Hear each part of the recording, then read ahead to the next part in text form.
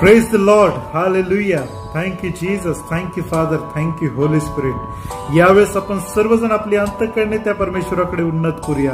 प्रभू येशूचं यावेळेस आपण गौरव करूया. त्या परमेश्वराचं यावेळेस आपण गौरव करूया. जे विश्वसनीय नाव त्या परमेश्वरानं प्रभू येशूमध्ये आम्हाला दिलेलं आहे, त्या येशूचं नाव यावेळेस आपण उंचवूया.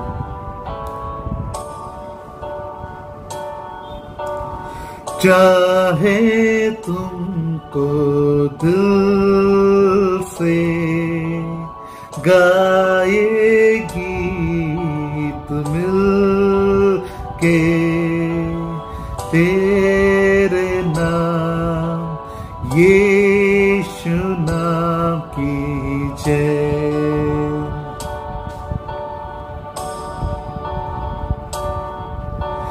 चाहे तुमको दिल से गाए गीत मिल के तेरे नाम यीशु नाम की जय.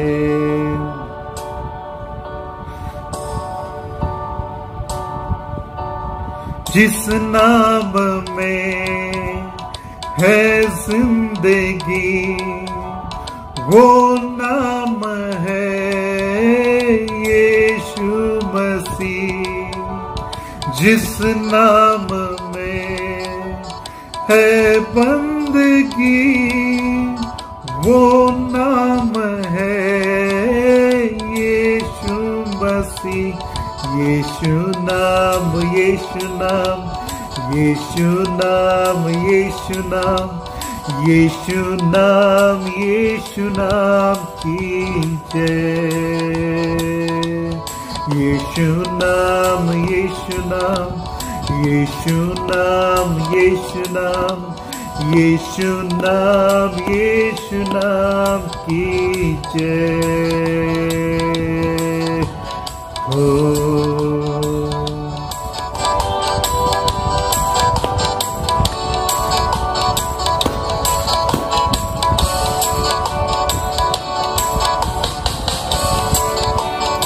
Hallelujah.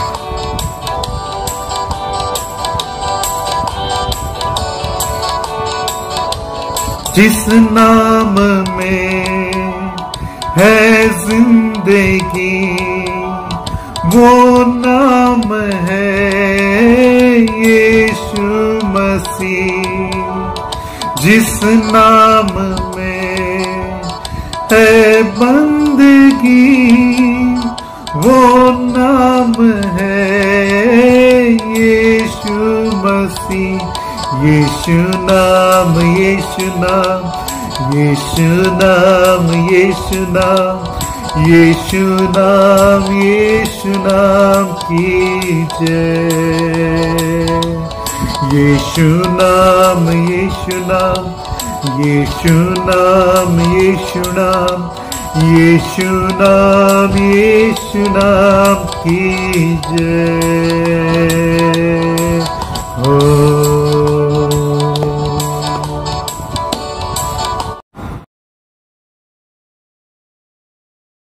देवाने जगावर एवढी प्रीती केली, त्याने आपला एकुलता एक पुत्र दिला यासाठी की जो कोणी त्याचवर विश्वास ठेवितो त्याचा नाश होऊ नये तर त्याला सार्वकालिक जीवन प्राप्त व्हावे. तारणाचा मार्ग येशू ख्रिस्त, मुक्तीचा मार्ग येशू ख्रिस्त तुम्हाला आनंद, शांती, समाधान देण्यासाठी 2000 वर्षापूर्वी प्रभू येशू ख्रिस्त देवाचा एकुलता एक पुत्र या भूतलावर बेथलेहेम गावामध्ये त्यानं जन्म घेतला. आमच्यासाठी या भूतलावर शांतीचा मार्ग, समाधानाचा मार्ग, तारणाचा मार्ग, मुक्तीचा मार्ग ज्यानं गाजवला तो प्रभू येशूची सुवार्ता आज आम्ही तुम्हाला गाजवत आहोत. प्रभू येशूने म्हटले, विश्वास ठेवशील तर गौरव पाशील. तू जर आपल्या मुखाने येशू प्रभू आहे हे कबूल करशील तर तू तारण पावशील. जे शांती करणारे ते धन्य, कारण ते देवाला पाहतील. येशूने म्हटले, मार्ग, सत्य, जीवन मीच आहे. माझ्याद्वारे पित्याकडे जाण्याचा अन्य कोणताही मार्ग नाही. आज ज्या तुमच्या प्रार्थना विनंत्या असतील येशूच्या नावामध्ये त्या विश्वासामध्ये आपण त्या प्रभूला सांगूया, कारण की तो आमचं धर्म नाही तर आमचं जीवन बदलण्यासाठी तो या जगामध्ये आलेला आहे. आणि त्या प्रभूचा आपण तारणारा म्हणून स्वीकार करूया. मार्ग येशू ख्रिस्त, शांतीचा मार्ग येशू ख्रिस्त, येशू ख्रिस्त, येशू ख्रिस्त.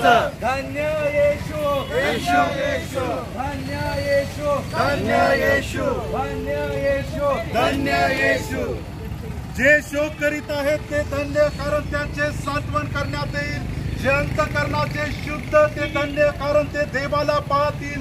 जे शांती करणारे ते धन्य, कारण त्यांना देवाची मुले म्हणतील. येशू प्रभू आहे असा जर तू आपल्या मुखाने कबूल करशील तर देवाने त्याला मेलेल्यातून उठवले असा विश्वास आपल्या अंतःकरणात ठेवशील तर तुझे तारण होईल. कारण जो अंतःकरणाने विश्वास करतो तो नीतिमान ठरतो, जो मुखाने कबूल करतो त्याचे तारण होते. यीशु मसीह की जय. झंडा मसीह का फैलाओ रे, hallelujah hallelujah hallelujah hallelujah hallelujah hallelujah hallelujah hallelujah. लंबा सफर जिंदगी का सच्चाई कोई न जाने रे, लंबा सफर जिंदगी का सच्चाई कोई न जाने रे. आंखें ऊपर तो लगाओ, यीशु के पास तुम आओ रे.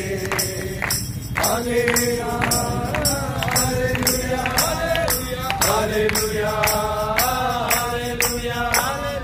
Hallelujah hallelujah hallelujah hallelujah. जिंदगी का सच्चाई कोई न जाने रे, लंबा सफर जिंदगी का सच्चाई कोई न जाने रे. आगे ऊपर तो लगाओ, यीशु के पास तुम आओ रे. आगे ऊपर तो लगाओ, यीशु के पास तुम आओ रे. Hallelujah hallelujah hallelujah hallelujah hallelujah hallelujah hallelujah hallelujah. Yeshu का जन्म हुआ है. Praise the lord. प्रभू येशू ख्रिस्ताच्या नावामध्ये आपल्या सर्वांचं आजच्या या विशेष शब्दात उपासनेमध्ये स्वागत आहे. आजचा हा दिवस परमेश्वरानं आपल्या प्रत्येकाच्या जीवनासाठी आशीर्वादित, आनंददायी, आरोग्यदायी असा केला. त्यानं त्याची कृपा आम्हावर ठेवली आणि आमच्या जीवनातील प्रत्येक चढउतारामध्ये त्यानं त्याचा सहाय्याचा आणि मदतीचा वरदहस्त त्यानं आपल्यावर ठेवला. त्याबद्दल आपण त्या परमेश्वराचे उपकार स्मरण करूया, त्याची आराधना करूया, त्याची साक्ष देऊया, त्याची सेवा करूया आणि त्याच्या सर्व कृपेबद्दल आपण संपूर्ण मनानं, बुद्धीनं, शक्तीनं आपली अंतःकरणे त्याच्याकडे उन्नत करून त्याचे आभार मानूया, त्याचं गौरव करूया. यावेळेस आपण सर्वजण आपलं लक्ष, आपलं चित्त यावेळेस प्रभूच्या पवित्र वचनाकडे केंद्रित करूया. जग आणि जगातील सर्व नाशवंत विचारापासून या समयी स्वतःला वेगळं करूया आणि प्रभूची वाणी स्वीकारण्यासाठी विशेष करून या समयी आपण आपल्या अंतःकरणाची तयारी करूया. आपण सर्वजण प्रार्थनेमध्ये असूया. तू बदल दे मेरे मन को, दे आशीष इस जीवन को, तेरी करुणा हम पे बरसे, करते हैं प्रार्थना तुझसे, तेरी महिमा से, तेरे सामर्थ्य से फिर से तू अभिषेक कर दे, तेरी महिमा से, तेरे सामर्थ्य से फिर से तू अभिषेक कर दे. बहने दे, उस हवा को छूने दे, हर एक दिल को तेरा दर्शन हमें मिले। करते हैं प्रार्थना तुझसे, तेरी महिमा से, तेरे सामर्थ्य से, फिर से तू अभिषेक कर दे। तेरी महिमा से, तेरे सामर्थ्य से, फिर से तू अभिषेक कर दे। ज्ञानदेवंत ईश्वरा, दयेच्या कृपेच्या महासागरा, या सृष्टीच्या निर्माते आमच्या जिवंत उद्धारक देवा प्रभू परमेश्वरा, प्रभू येशू ख्रिस्ताच्या नावामध्ये आम्ही तुझ्या चरणाजवळ येतो, नतमस्तक होतो, आमचं समर्पण तुझ्या पवित्र हातामध्ये करीतो। आजचा हा दिवस आम्हा प्रत्येकाच्या जीवनासाठी आशीर्वादित, आनंददायी, आरोग्यदायी असा केलास। तुझी कृपा तू आम्हाला पुरेशी ठेवलीस आणि या समय तुझी पवित्र वाणी ग्रहण करण्यासाठी, आत्मसात करण्यासाठी, स्वीकारण्यासाठी प्रभू तू आम्हाला या वेळी पाचारित केलंस, त्याबद्दल मनापासून तुझे आभार मानतो। हे वचन ऐकण्यासाठी समजणारं मन, विचार करणारी सत्सक विवेक बुद्धी प्रभू तो आम्हाला दे। आत्मा मंडळास काय म्हणतो, ज्याला कान आहेत तो ऐको, ते आत्मिक कान प्रभू तो आमची उघड, ती आत्मिक दृष्टी तो आमची उघड आणि तुझं पवित्र वचन आम्ही शिकावं, आमच्या अंतःकरणामध्ये ते कोरलं जावं आणि आमच्या जीवनातून, आचरणातून, कृतीतून ते इतरांना आम्ही विदित करावं आणि तुझे साक्षी या जगाच्या कानाकोपऱ्यापर्यंत होण्यासाठी प्रभू विशेष करून तू आमचं सहाय्य कर, मार्गदर्शन कर। तुझी कृपा तो आम्हावर ठेव। प्रार्थना, विनंती धन्यतारक प्रभू येशू ख्रिस्त याच्या प्रिय आणि गोड नावात मागतो, म्हणून तू ऐक। Amen, amen, amen. Praise the lord. प्रभू येशू ख्रिस्ताच्या नावामध्ये आपल्या सर्वांना सलाम। आजचा दिवस प्रभूने आम्हा प्रत्येकाच्या जीवनासाठी आशीर्वादित, आनंददायी, आरोग्यदायी असा केला। त्यानं त्याची कृपा आम्हावर पुरेशी ठेवली। इथपर्यंतचा या भूतलावर आमचा सर्वांचा प्रवास सुखदायक केला आणि या समय या प्रतिकूल काळामध्ये देखील आम्ही आमचं जीवन जगत असताना दैवाचं दैवी विश्वसनीय वचन आमच्या जीवनामध्ये सदैव ते कार्यशील आहे आणि त्या वचनाचा अनुभव दैनंदिन जीवनामध्ये प्रभू आम्हाला देत आहे। त्याबद्दल आपण परमेश्वराच्या नावाला मान, महिमा, गौरव आता आणि सदा सर्व काळ देऊया। स्तोत्र 34:60 प्रमाणे परमेश्वर किती चांगला आहे याचा अनुभव घेऊन पहा आणि खरंच तो अनुभव, त्याची रुची जो चाखलेली आहे, ज्यानं त्याच्या सानिध्यामध्ये स्वतःचं जीवन ठेवलेलं आहे आणि जो परमेश्वराच्या बरोबर चालत आहे, निश्चित अर्थानं त्याच्या जीवनामध्ये परमेश्वर किती चांगला आहे याचा अनुभव आल्याशिवाय राहणार नाही। कारण की देवाचं वचन, मी सदैव एक गोष्ट सांगतो की आम्ही जरी अविश्वसनीय आमचं जीवन जगलो, पण आमचा देव जो आहे तो विश्वसनीय आहे। देवाचं अभिवचन विश्वसनीय आहे आणि प्रत्येक विश्वास ठेवणाऱ्या व्यक्तीच्या जीवनामध्ये त्या अभिवचनाचा अनुभव आल्याशिवाय राहणार नाही। त्या अभिवचनाची परिपूर्णता त्या व्यक्तिमत्वाच्या जीवनामध्ये झाल्याशिवाय राहणार नाही, कारण की ते जिवंत, सत्य असं ते वचन आहे आणि ते आमच्या जीवनामध्ये कार्य करणार आहे। पण आमचं देव विश्वसनीय आहे, पण आम्ही त्याचे अनुयायी या नात्याने आम्ही विश्वसनीय आहोत का? आज थोडं आत्मपरीक्षण, आत्मचिंतन करणं गरजेचं आहे। विश्वसनीय असणं म्हणजे काय हो? जर आम्ही एखाद्या कंपनीमध्ये काम करत आहोत आणि त्या कंपनीमध्ये जर आम्ही एम्प्लॉई आहोत आणि त्या ठिकाणी जर आम्हाला एखादी जबाबदारी त्या ओनरकडून जर आपल्याला दिलेली असेल, एखादी आज्ञा जर आपल्याला त्यानं दिलेली असेल आणि त्या आज्ञेचं किंवा त्या नियमांचं जर आम्ही पालन करत नसू तर आम्ही काय आहोत? अविश्वसनीय आहोत। पण आम्ही त्याचं पालन करत असू, त्याच्या नियमाप्रमाणे, त्याच्या अधीन, त्याच्या इच्छेप्रमाणे आम्ही जर त्या कंपनीच्या आम्ही आमचं जीवन जगत असू किंवा त्या ठिकाणी काम करत असू तर आम्हाला विश्वसनीय म्हणण्यात येईल, तरच आम्ही विश्वसनीय दर्जामध्ये असू। आम्ही कुटुंबामध्ये आमचं जीवन जगत असताना माता पिता आमचे आहेत आणि आपली लेकरं आहेत आणि जर लेकरं माता पितांच्या आज्ञेप्रमाणे चालत असतील, माता पितानं सांगितलेल्या गोष्टी त्यांच्या प्रत्यक्ष त्यांच्या दृष्टी आड असताना देखील त्या माता पितांच्या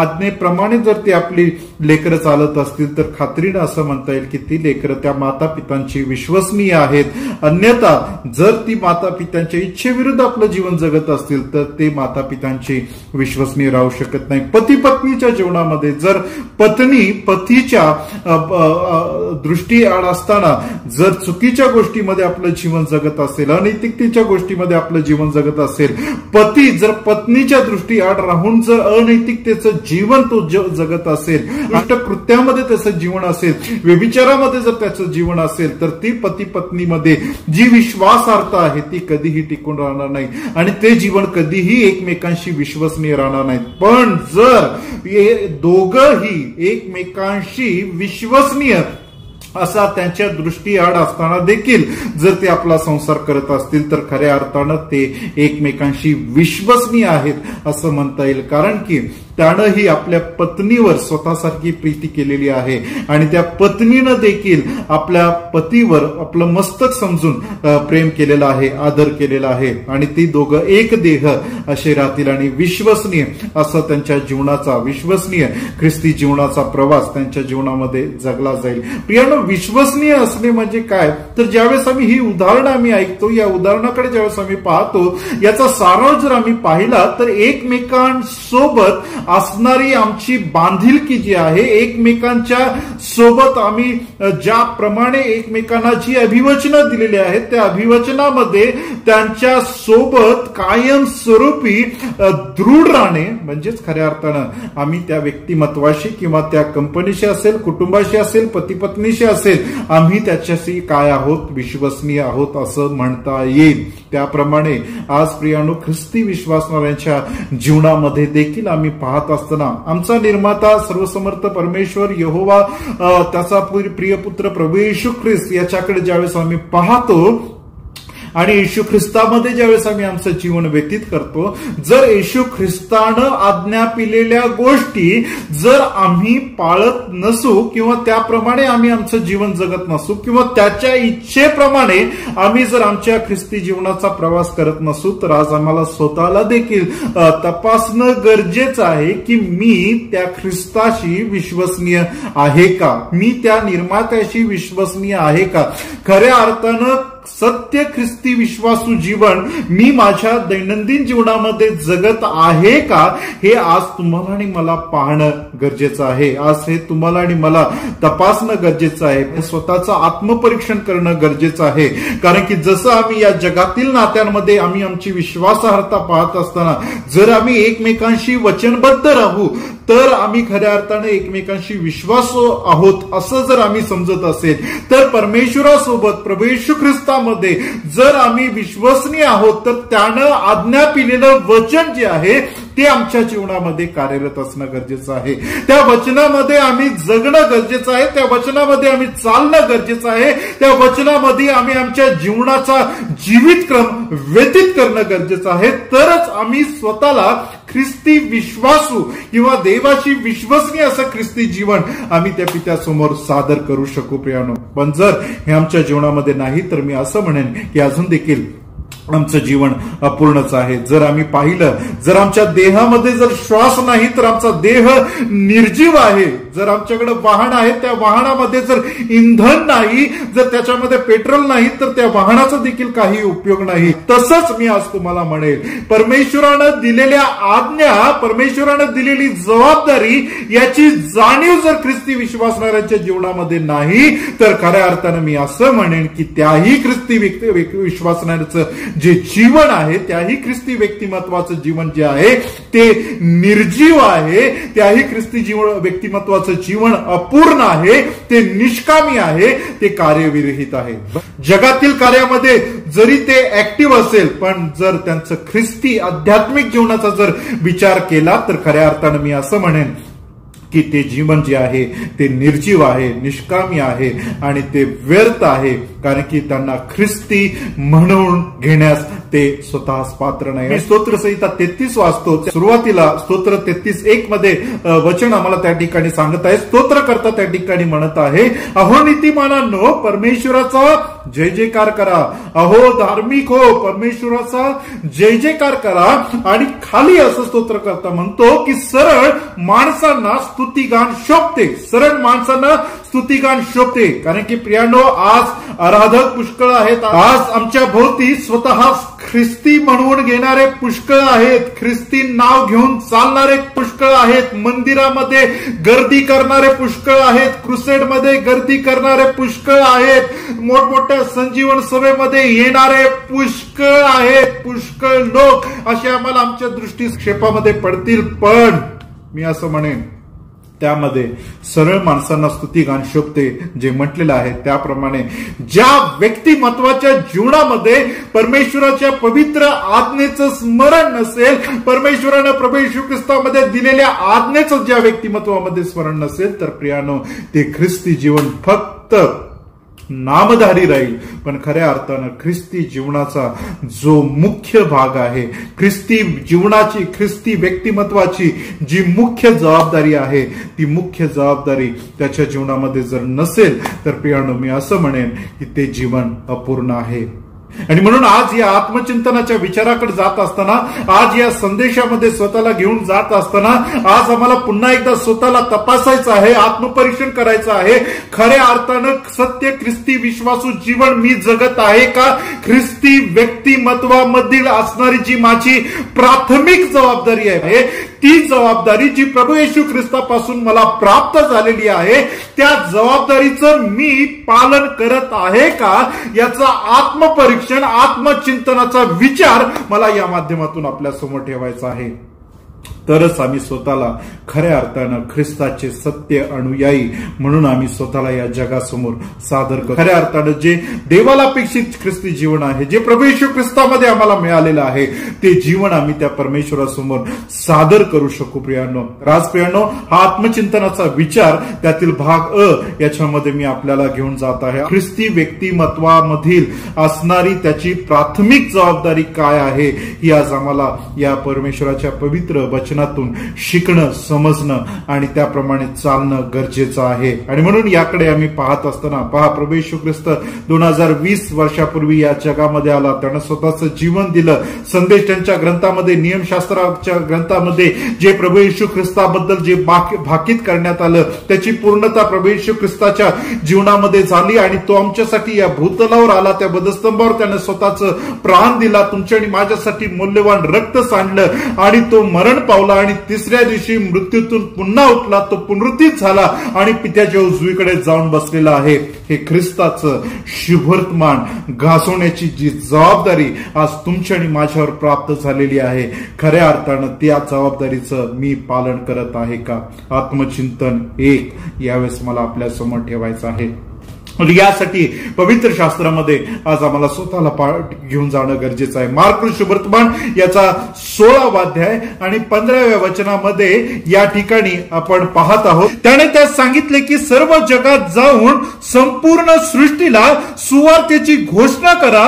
जो विश्वास धरतो व बाप्तिस्मा घेतो त्याचे तारण होईल. जो विश्वास धरीत नाही तो दंडास योग्य ठरेल. आणि विश्वास धरणाऱ्यांबरोबर हे चिन्ह असत राहतील. पहा, या ठिकाणी प्रभू येशू ख्रिस्ताच्या पुनरुत्थानानंतर मार्क शुभवर्तमान आणि शुभवर्तमानाच्या लिखाणाचा जर आम्ही विचार केला तर मार्क शुभवर्तमान हे पहिलं आहे, मग मत्तई, लूक, योहान हे आहे. मार्क शुभवर्तमान 16:15 मध्ये प्रभू येशू ख्रिस्तानं त्या ठिकाणी सांगितलेलं आहे की जाऊन साऱ्या सृष्टीला सुवार्तेची घोषणा करा. जे ख्रिस्ती जीवन आहे, जर ख्रिस्ती जीवनामध्ये सुवार्ता नाही तर मी असं म्हणेन की ख्रिस्ती जीवन हे निर्जीव आहे, ख्रिस्ती जीवन हे व्यर्थ आहे. अशा अर्थाचं आमचं ख्रिस्ती जीवन झालेलं आहे. आमच्या ख्रिस्ती विश्वासणाऱ्यांमध्ये जर ख्रिस्ती जीवनामध्ये सुवार्तेला जर आम्ही दुय्यम स्थानावर किंवा सुवार्तेचं स्थानच जर आमच्या जीवनामध्ये नसेल, शुभवर्तमान गाजवणे हा जर आमच्या जीवनाचा उद्देशच नसेल, तर आमचं जीवन जे आहे ते व्यर्थ आहे प्रियांनो. कारण की प्रभू येशू ख्रिस्तानं या जगामध्ये असताना त्याच्या पुनरुत्थानामध्ये दिलेली ही आज्ञा आहे, त्याचं स्वर्गारोहण होत असताना दिलेली ही आज्ञा आहे. आणि ती आज्ञा ही आहे की जा साऱ्या सृष्टीला सुवार्तेची घोषणा करा. प्रियानो, 4 शुभवर्तमानाकडे आज आपण पाहणार आहोत. मत्तई शुभवर्तमान याचा 28वा अध्याय 19 ते 26 या वचनामध्ये त्या ठिकाणी प्रभू येशू ख्रिस्त म्हणतो की मत्तई शुभवर्तमान याचा 28वा अध्याय 19 आणि 20 या वचनामध्ये, यास्तव तुम्ही जाऊन सर्व राष्ट्रातील लोकांस शिष्य करा, त्यास पित्याच्या, पुत्राच्या व पवित्र पवित्र आत्म्याच्या नावाने बाप्तिस्मा द्या आणि सर्व काही मी तुम्हास आज्ञा पिले ते पाळाव्यास त्या शिकवा आणि पहा युगाच्या समाप्तीपर्यंत मी तुम्हा बरोबर आहे. स्वर्गारोहण होत असताना प्रभू येशू ख्रिस्ताच्या मुखातून निघालेले उद्गार आहे. लूका शुभवर्तमान याचा 24वा अध्याय आणि 44व्या वचनामध्ये ज्यावेळेस आम्ही जातो त्या ठिकाणी देखील प्रभू येशू ख्रिस्त म्हणत आहे. 44व्या वचनामध्ये आपण पाहतो, यावर त्याने त्यास म्हटले, मी तुमच्या बरोबर असताना तुम्हाला सांगितलेली माझी वचने हीच आहेत की मोशेचे नियमशास्त्र, संदेश व स्तोत्रे यात मजविषयी जे लिहिलेले आहे ते सर्व पूर्ण होणे आवश्यक आहे.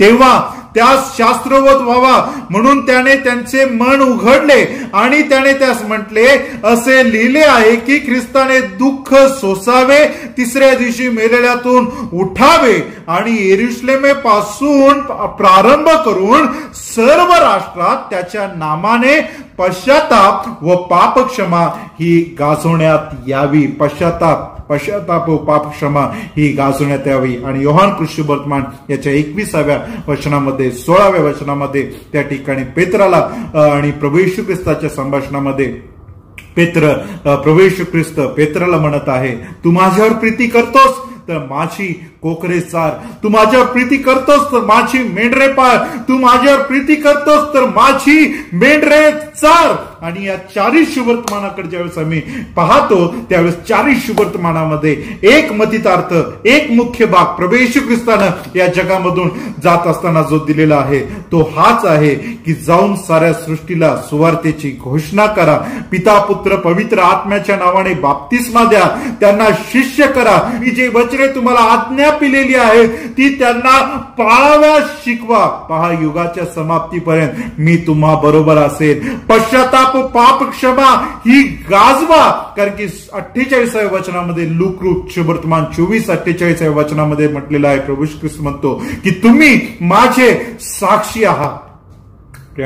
या सगळ्या भागामध्ये प्रभू येशू ख्रिस्ताची त्याच्या अनुयायाकडून असणारी इच्छा हीच आहे की त्यांनी त्याचं शुभवर्तमान प्रभू येशू ख्रिस्ताच्या या जगामध्ये येण्याचा उद्देश आणि येशू ख्रिस्त या जगामध्ये का आला, कशासाठी आला, कोणासाठी आला हे त्याच्या अनुयायांनी जगातील काना कोपऱ्यापर्यंत यरुशलेमेपासून आरंभ करून सर्व राष्ट्रास तुम्ही हे काय करा, गाजवा.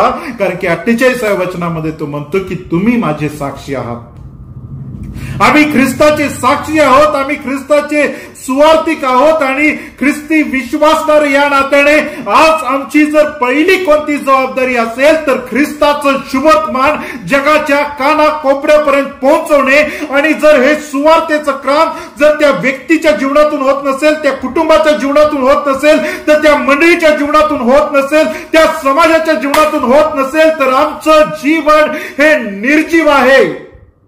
जसं देहात श्वास नाही तसं आमचं जीवन हे निष्कामी झालेलं आहे, निर्जीव असं झालेलं आहे. कारण की ख्रिस्ती विश्वासणारे या नात्याने जी जबाबदारी आम्हाला प्रभूपासून प्राप्त झालेली आहे, जी आज्ञा प्रभूपासून आम्हाला प्राप्त झालेली आहे ती स्वतः आम्ही पाळत नाही तर ती आम्ही इतरांना पाळायला कसं. कारण की प्रभू येशू ख्रिस्त म्हणत आहे, मी जे तुम्हाला आज्ञा पिलेले आहे ते त्यांना पाळावयास शिकवा. जर मीच पाळत नाही तर मला दुसऱ्याला पाळण्यासाठी सांगणं किंवा मी दुसऱ्याला सुवार्ता सांगण्याविषयी बोलणं माझ्या जीवनाला ते शोभत नाही. जर आम्ही जे बोलतो जर ते आमच्या कृतीतून आमच्या आचरणातून जर दिसत नसेल तर प्रियानो आमचं जीवन देखील ते चुना लावलेल्या थडग्यासारखं झालेलं आहे. आमचं जीवन देखील तसं झालेलं आहे की आम्ही ताटवाटी बाहेरून धुत आहोत पण आतून काय आहे त्या ठिकाणी अस्वच्छता आहे. आमचं चुना लावलेल्या थडग्यासारखं जीवन आहे, वरून सुशोभित आहे पण आत त्या ठिकाणी फक्त त्या ठिकाणी जे सडलेली हाडं आहेत तेच त्या ठिकाणी आहे. कारण की आमचं ख्रिस्ती नामधारी जीवन फार सुशोभित आहे पण ख्रिस्ती जीवनातील जो मुख्य भाग, ख्रिस्ती जीवनाचं जे परम कर्तव्य आहे सुवार्तेची घोषणा करा, ती सुवार्ताच आमच्या जीवनामध्ये नसेल तर प्रियानो आम्ही स्वतःला ख्रिस्ती म्हणून घेण्याच्या देखील पात्रतेचं नाही. आणि म्हणून जर तुम्ही स्वतःला ख्रिस्ती म्हणून घेत असाल तर स्वतःमध्ये ख्रिस्तानं जे आज्ञा पिलेली आहे ते तुमच्यामध्ये असणं गरजेचं आहे. आत्मचिंतनाचा विचार एक मी आपल्या समोर ठेवत आहे. सुवार्ता हे आमचं ध्येय असू द्या. जर सुवार्ताच आमच्या जीवनामध्ये नाही, आमच्या जीवनामध्ये द्वारे जर सुवार्ताच जर जगापर्यंत पोहोचत नाही, आमच्या जीवनाद्वारे जर प्रभू येशूचं सत्य वचन जर आम्ही जगापर्यंत पोहोचवू शकत नाही, तर मी पुन्हा आणि पुन्हा सांगेन की आमचं जीवन हे निष्क्रिय झालेलं आहे, निर्जीव झालेलं आहे. आणि म्हणून ख्रिस्ती जीवनामध्ये सुवार्तेला आद्यस्थान असणं गरजेचं आहे. सुवार्ता मी गाजवणं गरजेचं आहे. कारण की चारी शुभवर्तमान मत्थे 28:19-26, मार्क 16:15, लूक 24:44, 45, 46 आणि योहान शुभवर्तमान 21:16-17 या चारी शुभवर्तमानामध्ये प्रभू येशू ख्रिस्ताच्या पुनरुत्थानानंतरचा जो भाग आहे, त्या पुनरुत्थानाच्या भागामध्ये प्रभू येशू ख्रिस्तानं महत्वाची गोष्ट सांगितलेली आहे की आता मी तुम्हाला जे काही 3.5 वर्ष तुम्ही शिकलेला आहात, ऐकलेला आहात, जे अनुभवलेलं आहे, जी साक्ष तुम्ही ऐकलेलं आहे, जे वचन तुम्ही ऐकलेलं आहे, जे देवराज्याविषयक तुम्ही ऐकलेलं आहे, जे तुम्हाला समजलेलं आहे आणि माझ्याविषयक जे संदेशाच्या ग्रंथामध्ये, नियमशास्त्रामध्ये जे काही लिहिलेलं आहे, ते आता तुम्ही या जगातील कानाकोपऱ्यापर्यंत पोहोचवा. सर्व राष्ट्रात, यरुशलेम पासून आरंभ करून सर्व राष्ट्रापर्यंत पोहोचवा, कारण की तुम्हीच माझे साक्षी आहात. येशू ख्रिस्तानं दिलेली ही जर आज्ञा तुमच्या आणि माझ्या जीवनासाठी किंवा त्याच्या अनुयायांसाठी आहे, तर आम्ही ती पाळणं आमचं परम कर्तव्य आहे. आणि जर ती आज आम्ही पाळत नाही, तर मी पुन्हा म्हणेन की तुम्ही निर्जीव झालेला आहात, तुम्ही निष्क्रिय झालेला आहात, तुम्ही निर्जीव झालेला आहेत. चुना लावलेल्या थडग्यासारखं तुमचं जीवन झालेलं आहे. तुमची ताटवाटी फक्त बाहेरून स्वच्छ आहे, पण आतून त्या ठिकाणी अस्वच्छता आहे. प्रभू येशू ख्रिस्तानं सांगितलेलं आहे, शिष्य करा, बाप्तिस्मा द्या, पाप क्षमा, पश्चातापाविषयक त्यांना शिकवा आणि सुवार्तेच्या द्वारे जो विश्वास ठेवेल त्याचे तारण होईल. जो विश्वास ठेवणार नाही तो दंडास पात्र होईल. आणि विश्वास ठेवणाऱ्यांच्या बरोबर असणारी चिन्ह देखील त्या ठिकाणी प्रभू येशू ख्रिस्तानं मार्काच्या शुभवर्तमानामध्ये दिलेले आहेत. जो विश्वास धरतो, बाप्तिस्मा घेतो, त्याचे तारण होईल. जो विश्वास धरत नाही तो दंडास योग्य ठरेल. आणि विश्वास धरणाऱ्यांबरोबर ही चिन्हे असत जातील. ते माझ्या नावाने भूते काढतील, नवनव्या भाषा बोलतील, सर्प उचलतील, कोणताही प्राणघातक पदार्थ प्याले तरी त्यास बाधणारच नाही. त्यांनी दुखनाईतावर हात ठेविले म्हणजे ते बरे होतील. Hallelujah, praise the lord. विश्वास ठेवणाऱ्यांच्या बरोबर हे चिन्ह असतील असं म्हटलेलं आहे. तसं आज परिस्थिती बदललेली आहे. काही ठिकाणी फक्त चिन्ह चमत्काराला भांडवल केलं जात आहे आणि त्याच्यामधून स्वतःचा नावलौकिक देखील काही ठिकाणी गाजवण्याचा प्रयत्न होत आहे. किंवा चिन्ह चमत्कार म्हणजे सुवार्ता असं देखील काही ठिकाणी चित्र निर्माण होत चाललेलं आहे. आणि त्या ठिकाणी सुवार्तेची अवहेलना देखील होत आहे. किंवा सुवार्तेचा मुख्य भाग बाजूला ठेवून ज्या चुकीच्या गोष्टी आहेत त्या देखील समोर गाजवण्याचा प्रयत्न करत आहे. येशू ख्रिस्ताची ओळख चुकीच्या पद्धतीनं देखील जगापर्यंत पोहोचवण्याचा प्रयत्न काही ठिकाणी सुरू आहे. पण असं असताना देखील आम्ही आमच्या जीवनामध्ये तो क्रम लक्षात घेणं गरजेचं आहे. तो क्रम आम्ही आमच्या लक्षामध्ये घेणं गरजेचं आहे. प्रभू येशू ख्रिस्तानं पहिल्यांदा काय सांगितलेलं आहे? पश्चाताप व पापक्षमा ही तुम्ही गाजवा. पश्चाताप व पापक्षमा ही गाजवा, कारण की तुम्ही त्याचे साक्षी आहात. तुम्ही त्याचे साक्षी आहात. आज जगासमोर आज आम्हाला कोणती गोष्ट घेऊन जायची आहे आणि कोणती गोष्ट घेऊन जायची नाही हे देखील आम्हाला समजणं गरजेचं आहे.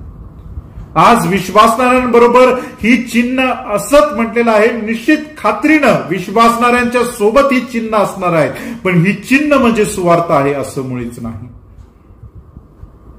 तुमच्या बरोबर ही चिन्ह घडणार आहेत, पण त्या घडणाऱ्या घटनेला तुम्ही सुवार्तेचं नाव देऊ नका. हे जर घडलं तर सुवार्ता आहे, हे नाही घडलं तर सुवार्ता नाही, असं त्याचं चित्र जगासमोर निर्माण करू नका. पहिली गोष्ट आहे, प्रभू येशू ख्रिस्तानं तुम्हाला सांगितलेलं आहे की जा साऱ्या सृष्टीला सुवार्तेची घोषणा करा आणि शिष्य करा, बाप्तिस्मा द्या.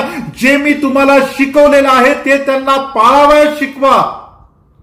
पश्चाताप, पापक्षमा याच्याविषयक त्यांना सांगा. संदेशांच्या मध्ये, नियमशास्त्रामध्ये जी येशूची सत्य ओळख आहे, स्तोत्रामध्ये जे येशूच्या बाबतीत लिहिलेलं आहे ते आधी लोकांना सांगा. आणि मग हे तुम्ही सांगत असताना तुमच्या बरोबर ही चिन्ह असतील. विश्वासणाऱ्याला सर्व काही शक्य आहे आणि म्हणून ही चिन्ह तुमच्या बरोबर असतील, पण ही चिन्ह म्हणजे सुवार्थ असेल असं नाही. ही चिन्ह तुमच्या बरोबर असतील, पण आम्हाला काय करायचं आहे. म्हणून योहान 21:16 आणि 17 या वचनामध्ये त्या ठिकाणी येशू पेत्राशी संभाषण करत असताना तो सांगत नाही की तू जाऊन चमत्कार कर, नाही, तू माझी कोकरे चार, तू माझी मेंढरे पार, तू माझी मेंढरे चार, जर तू माझ्यावर प्रीती करतोस. सेवकाई जीवनाचा चिन्ह चमत्कार एक भाग आहे, पण चिन्ह चमत्कार ही सेवकाई नाही. हेच मला आज या समय तुम्हाला सांगायचं आहे. चिन्ह चमत्कार निश्चित तुमच्या जीवनामध्ये घडतील, पण त्याचं भांडवल करून तीच सुवार्ता जगासमोर घेऊन जाऊ नका. तर ज्याप्रमाणे येशू सांगत आहे, जे मोशेच्या, जे संदेष्टांच्या ग्रंथामध्ये, जे नियमशास्त्राच्या ग्रंथामध्ये, जे स्तोत्रामध्ये लिहिलेलं आहे, जे येशू ख्रिस्ता विषयक पवित्र शास्त्रामध्ये भाकीत केलेलं आहे, त्या येशू ख्रिस्ताची ओळख की तो आमच्यासाठी या जगामध्ये आलेला आहे, त्या वधस्तंभावर त्यानं स्वतःचं दुःख सहन केलेलं आहे, तुमच्या आणि माझ्यासाठी तो मरण पावला, तिसऱ्या दिवशी मृत्यूतून पुन्हा उठला, पित्याच्या उजवीकडे जाऊन बसले, तो पुन्हा जगाचा न्याय निवाडा करण्यास येणार आहे. हे सत्य शुभवर्तमान आज जगापर्यंत पोहोचवण्याची जबाबदारी जर कोणाची असेल तर तुमची आणि माझी आहे. आणि हे सत्य तुम्ही जगाला विदित करा, ना की येशू ख्रिस्ताला कुठल्या चौकटीत आणून तुम्ही ठेवू नका. कारण की येशू ख्रिस्ता बरोबर देखील असे काही लोक होते जे वचन ऐकले होते, काही लोक येशूला पाहिले होते, काही लोक चिन्ह चमत्कार पाहिले होते, काही लोक स्वतःला च्या जीवनामध्ये चिन्ह चमत्कार घडावे म्हणून होते, काही लोक काही ना काम नव्हतं असेही काही येशू ख्रिस्ताच्या मागे फिरत होते. येशू ख्रिस्ता भोवती असणारा जो लोक समुदाय आहे तो विविध प्रकारे होता. त्यातील वचन ऐकणारे आणि पाळणारे हे अतिशय थोडके प्रियाण होते, कारण की त्या वचनामध्ये सांगितलेल्या येशू ख्रिस्ताच्या भोवती अनेक लोक आले, अनेक लोकांना आरोग्य प्राप्त झाले, पण चमत्काराने पुष्कळ लोक बरे झाले. पण येशू ख्रिस्ताला त्यांचा भरोसा नव्हता, कारण की असेही लोक आमच्या जीवनामध्ये येतील, ते चमत्कार पाहतील आणि चमत्कारानंतर येशू ख्रिस्ताकडे पाठ फिरवतील. चमत्कार घडत आहे तोपर्यंत येशू खरा देव आहे, चमत्कार नाही घडला की येशू देव नाही असेही म्हणणारे लोक आमच्या अवतीभोवती येतील प्रियानो. आणि म्हणून ते शुभवर्तमान आज आम्हाला जगासमोर नाही तर पश्चातापाविषयक, पापक्षमेविषयक आज आम्हाला जगासमोर तारणाविषयक मान घेऊन जाणं गरजेचं आहे. आज जगाला कशाची गरज आहे तर पश्चातापाची गरज आहे. आज जगाला कशाची गरज आहे? पापक्षमेची गरज आहे. आज जगाला कशाची गरज आहे तर तारणाची गरज आहे. आणि हेच सत्य शुभवर्तमान आज मला जगासमोर घेऊन जायचं आहे. आणि हेच जर शुभवर्तमान मी आज जगासमोर गाजवत नाही तर माझं जीवन निष्क्रिय आहे, निर्जीव आहे आणि चुना लावलेल्या थडग्यासारखं आहे. जी ताटवाटी बाहेरून स्वच्छ केली जाते तसं माझं जीवन झालेलं आहे.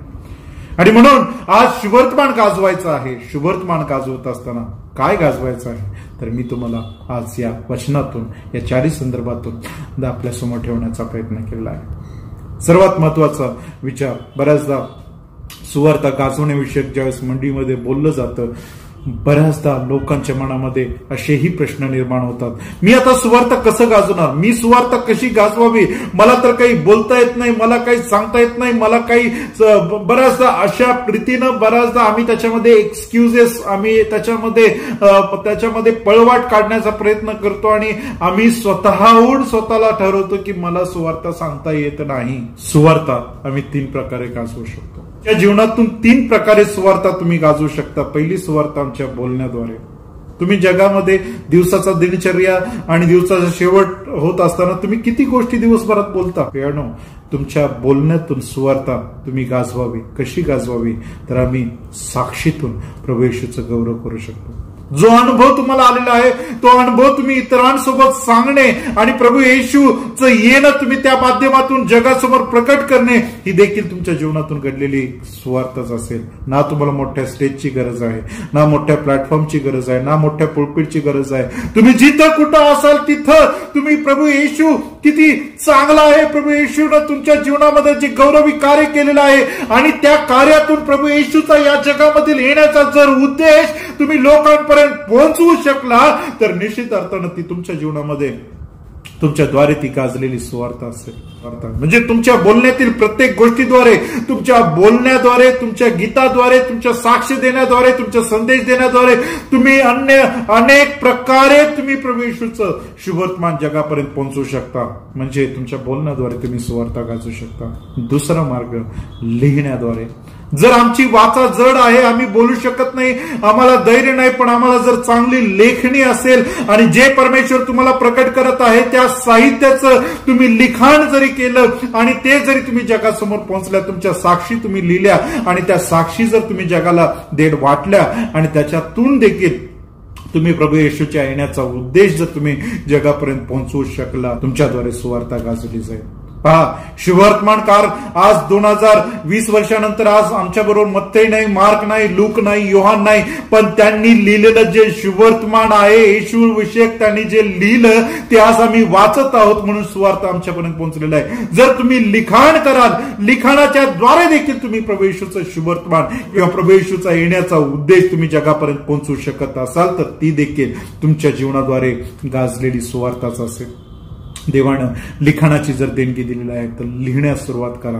तुम्ही छोटे छोटे ट्रॅक्स तयार करा, त्याच्यावर प्रभू येशू ख्रिस्ताचा येण्याचा उद्देश, तुमच्या जीवनामधले घडलेली साक्ष, तुमचा अनुभव आणि हे जर तुम्ही जगासमोर वाटू लागला तर खात्रीनं मी सांगेन की प्रभू येशूचा उद्देश, पहा, हे अधोरेखित करून घ्या. मी वारंवार एक गोष्ट म्हणत आहे की प्रभू येशूच्या येण्याचा मुख्य उद्देश तुम्ही जगासमोर, ख्रिस्ताचा येण्याचा उद्देश तुम्ही जगासमोर पोहोचवू शकला, सत्य शुभवर्तमान तुम्ही जगासमोर पोहोचवलेला आहे. मग त्याच्यासाठी माध्यम असेल, मग तुमची साक्ष असेल, कुठल्याही माध्यमातून तुम्ही जर प्रभू येशूचा येण्याचा उद्देश जगापर्यंत पोहोचवू शकत असाल आणि त्यानं जे आमच्यासाठी मौल्यवान कृत्य त्या वधस्तंभावर केलेलं आहे हे जर तुम्ही जगासमोर पोहोचवू शकत असाल, तर ते शुभवर्तमान तुम्ही जगासमोर पोहोचवलेलं आहे. तुमच्या गाडीवर, वाहनावर तुम्ही शुभवर्तमान लिहा. जिथं तुम्हाला परमेश्वराचं वचन पेरता येईल तिथं तुम्ही ते लिहिण्यासाठी शिका, जेणेकरून जे कोण तुमच्या संपर्कात येतील ते वाचतील आणि त्यांना ख्रिस्ताच्या येण्याचा उद्देश समजेल. घराच्या कपाळपट्टीवर शुभवर्तमान लिहा. जे लोक येतील, पहा, केडगावमध्ये बऱ्याच वर्षापूर्वी माझं जाणं झालं होतं आणि त्या ठिकाणी एका वृद्ध इस्माची माझी भेट झाली. त्यांना त्या गावामध्ये, त्यांचं नाव मला माहित नाही, पण त्या ठिकाणी त्या गावामध्ये ज्यावेळेस मी त्यांना भेटलो आणि तिथल्या लोकांना विचारलं हे कोण आहेत, तर त्या ठिकाणी त्यांची ओळख हालेलुया अंकल म्हणून केली होती.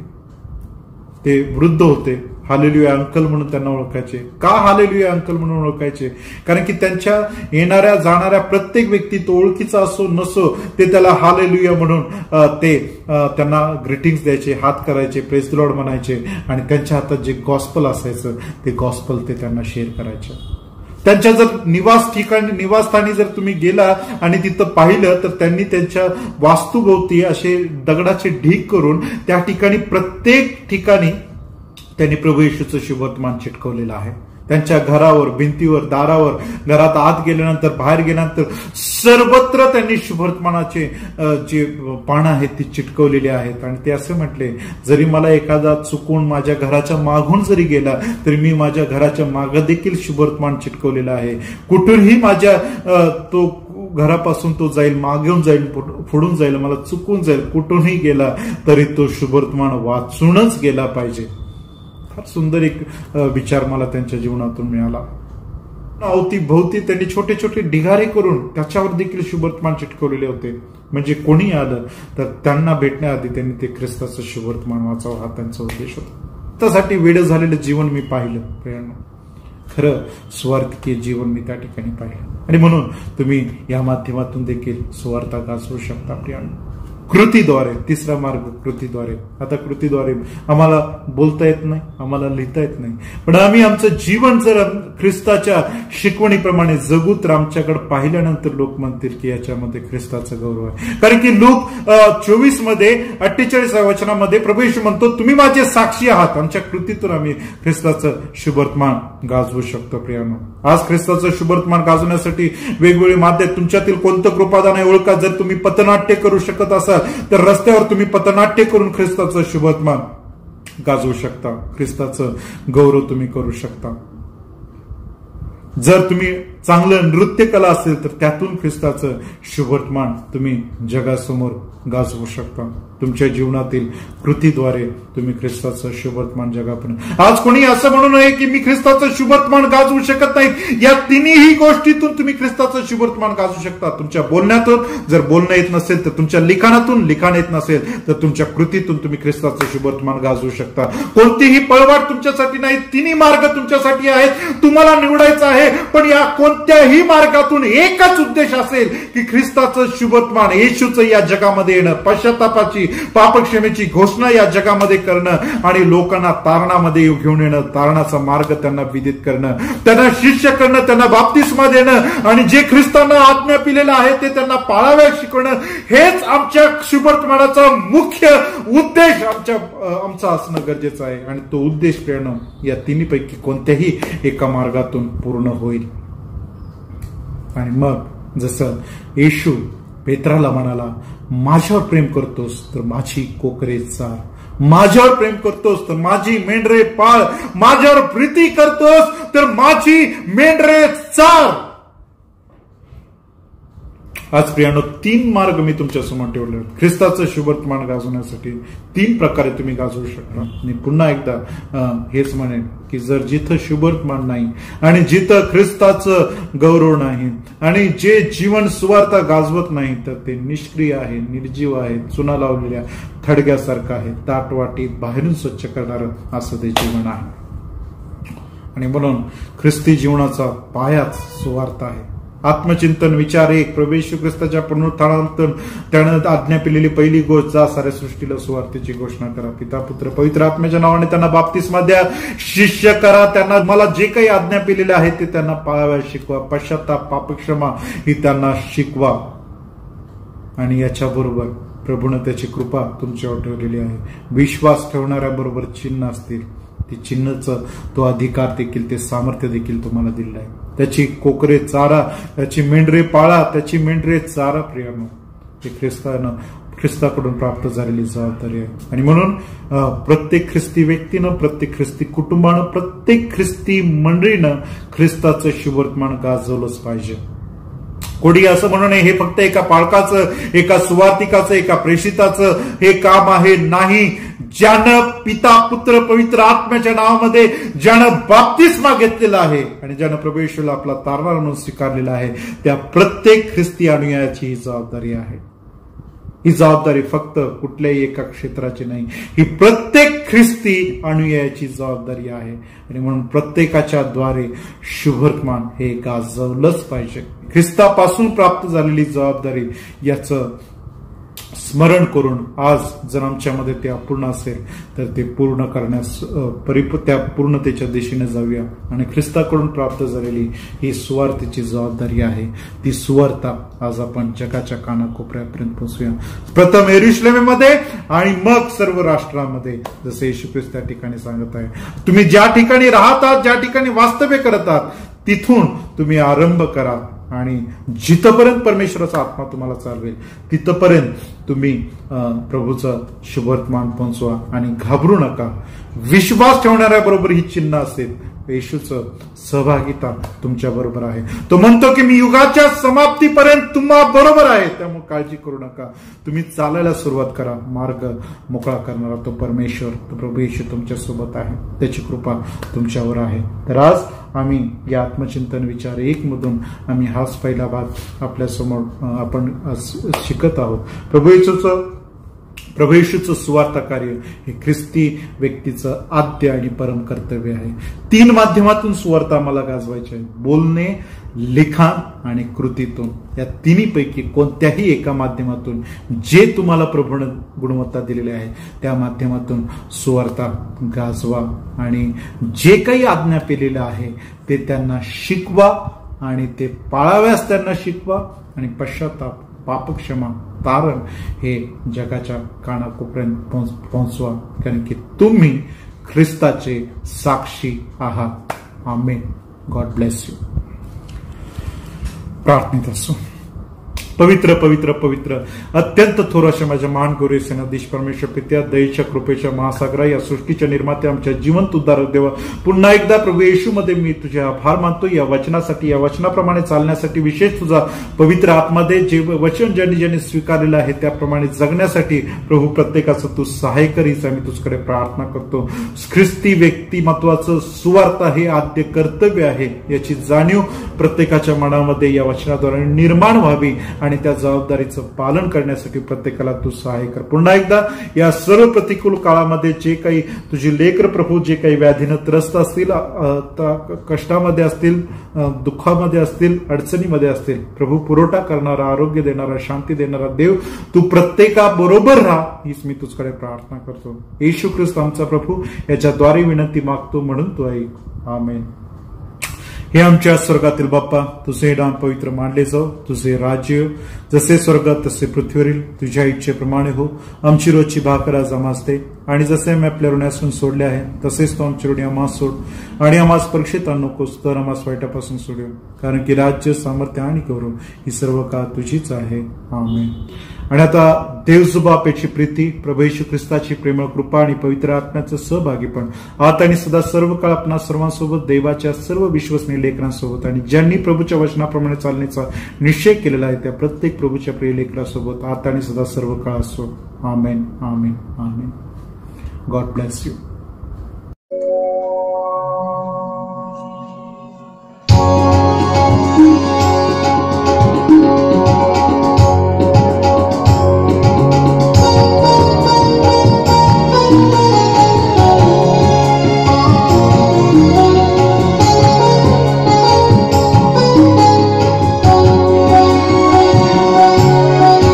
जय जय जगदीशा, जगाला तुझी मात्र आशा. जय मंगलधामा, जगावर तुझा मात्र प्रेमा. जय जगदाधारा, जगाला तुझा मात्र थारा. जय जय विश्वपते, जग हे तुझी वाट बघते. तुझी मात्र सेवा घडू दे जगामध्ये देवा. तुझे राज्य येव जहिया स्वर्ग वारा हो. तुलाच वंदन गे आमचे वैभव तू अवघे. तुझ्या मात्र चरणी रमू दे सहर्ष दिन रजनी. प्रभो परात्पर जय करुणाकर. प्रभो परात्पर जय करुणाकर. जय जय जय बापा. जय जय जय पुत्रा. जय जय जय